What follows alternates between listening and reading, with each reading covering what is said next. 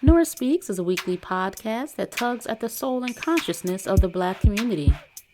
With show topics such as youth empowerment, education, women's impact, and civic engagement, Nora Speaks challenges the listener to not only join the movement, but be the movement.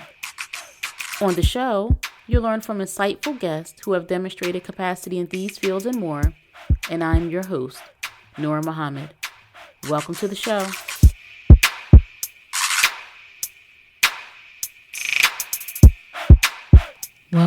Welcome to another episode of the Nora Speaks podcast, and I am your host, Nora Muhammad. Thank you for joining me in another episode of the podcast. I'm so happy, I'm thankful, and I'm grateful to everyone who supports Nora Speaks, who listens to each episode week after week, those who have subscribed, those who have shared the podcast with family and friends. This is certainly a labor of love, and I am very grateful for your listening. I'm grateful for your participation. I'm thankful for the emails that you send. To be able to have a platform and to use it to share positive information, resources that can help improve our community and the conditions that we face is something that I'm grateful that I have been blessed to do. And in this episode, I'm going to be talking about chasing God, and I'll explain what that means. In the Holy Quran, which is the text of the Muslims, there's an instruction, we'll say, and it is to make thy Lord thy exclusive object. The Bible says, the Bible has the same principle, although it's expressed differently. The scriptures in the Bible say, only fear the Lord and serve him in truth with all your heart.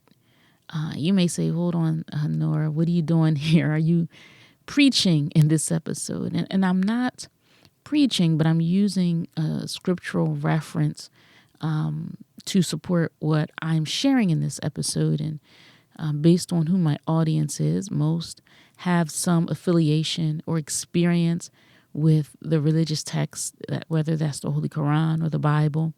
And so I thought that I could use both, as I said, to support the principles that I'm sharing in this episode of chasing God. And what I mean by that is this. For those who are doing good work in your community, in your family, in your neighborhood, at work, at your job, those who delight in doing good because the good that you do through your work, it is pleasing to however you define your deity, whether you say God, whether you say Jesus, whether you say Allah, however you define your deity, that one that you consider the perfect and universal ruler. If the work that you're doing it with a pure heart, an open heart, in service. And, some things we do get financial compensation for, right? It's our job. And part of the work that you do for your job is in serving people and helping people improve their lives, improve their outcomes, perhaps education, perhaps that's addiction services, counseling. But it's your job, but it's also a personal pleasure, and you recognize it as a privilege in serving and helping people. And you also recognize that it is good in the eyesight of the Lord that you serve, right? And the idea that we can be doing work, whether it's work that you do as part of your general employment or the work that you do after your 9 to 5 is over and you put on that cape and you go out into your community and you serve people and you're chasing God because you want to please your deity, right? Now, sometimes with doing good work, we meet up with detractors, right? You meet up with those who are critical of what you're doing, those who perhaps they're looking to malign your character, right? We can consider this nearly a part 2 of last week's episode, which was titled Clean Glass, Dirty Glass. In that episode 236, I was talking about We do not need to waste time condemning someone else in their work, right? Their efforts or their practice or their theory. We don't have to condemn them. We can just set up a clean glass, right? We can just do work and demonstrate why we think what we have or our methodology, we can show the people why we think it is superior. So that's setting up a clean glass. Well, this episode could be a part 2 to that, because I'm talking about and talking to those people who are the workers. Sometimes we encourage people to set up a clean glass because perhaps they're not doing any work, right? So we say, instead of talking in condemnation, start working and demonstrating, right? But if you are working and you aren't demonstrating, keep working. You may be in the trenches making a difference in your community. Keep working. You could be helping others make meaningful change in their lives. Keep working. What you're doing could be producing tangible results for people, for children, through education, through recreation services. Keep working. Keep chasing God while others are coming after you. Keep doing your good, right? So if we're chasing God, if we're making our deity our exclusive object, if we're seeking to serve singularly, serving our God, then this is what keeps us focused. This is what is minimizing distractions. And the principle of chasing God or making your Lord your exclusive object keeps us from desiring favor from people, sometimes desiring thanks and gratitude from people. There's a saying that says the road to hell is paved with good intentions. So sometimes even when we are doing good work, that may not be appreciated. And that shouldn't stop the work. We should just recognize that this may be the culture in which we're living in. This could just be the attitude of the people. But it doesn't negate the good that we do. It doesn't, or it shouldn't discourage the good that you want to do. And you may say, where is this episode or where is this conversation coming from? I was listening to a show or interviews, and they were talking about people who, with great sacrifice and with great threat to their own personal safety, people who were really interested in making their communities better. And two examples that I will share here in this episode: Marilyn Mosby from Baltimore and Kim Fox out of Illinois. Two women who were taking radical steps to impact their community. I'm not going to get too much in their history and in their personal stories. You can do that research on your own. I don't want to take too much time in this episode, but I encourage you to do your research on these two Black women. And they were really making some real radical moves and controversial moves to try to level the playing field of justice. They were working to ensure that justice reached all citizens in their purview. And in both cases, these women, they were threatened. Aspersions were cast against their character. Marilyn Mosby was federally prosecuted in a very, very frivolous case. You can do the research. That is fairly recent news, so it shouldn't be hard to find. And no matter how pure these intentions were of these women, no matter how pure their hearts were to enact good for all people, some were simply disturbed by the disruption of injustice that not only did they intend to make, but that they did create.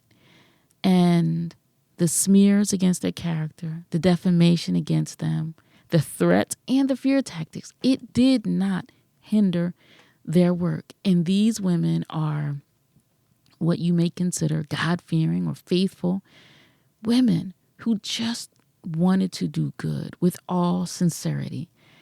And in spite of that, these women were attacked. And just kind of going back to scripture, there's a teaching about the wheat and the tare growing together. And the wheat and tare do grow together until such time that the tare is gathered and destroyed. So don't be distracted by propaganda that's levied against you. Your work is in front of you, and your haters, your slanderers, they're lurking around the corners, watching while you work, trying to uproot the good that you do. They're trying to destroy the reputation that you have in your community, at your job, in your family perhaps, right? But they're not in control. They're not in control of your blessings. They can't stop the good that's coming to you. But what we have to do is we have to stay focused in our work, looking simply and singularly for the pleasure of whatever you consider to be the Almighty, whoever you consider to be the righteous. Just serve Him. And not only will you be successful, but your spirit will be renewed by the good that comes to you and by the good that comes to the people that you're helping, the people that you're serving, the people who are benefiting from your consistency and your commitment. We can't be weary in well-doing. Unfortunately, the road to hell is paved with good intentions, but that doesn't mean that we don't walk that road of good intentions. And I want to say to those who are striving to do good in the face of overwhelming odds and in the face of a lot of hatred, your work is necessary. Keep doing it. Your efforts are meaningful. Keep going. And we need more from you, and we need more like you. So let them chase you, right? And if we are chasing God, perhaps they'll follow us. Perhaps they'll follow us. But remember, they can't close any door that He opens for you. And so keep doing your work.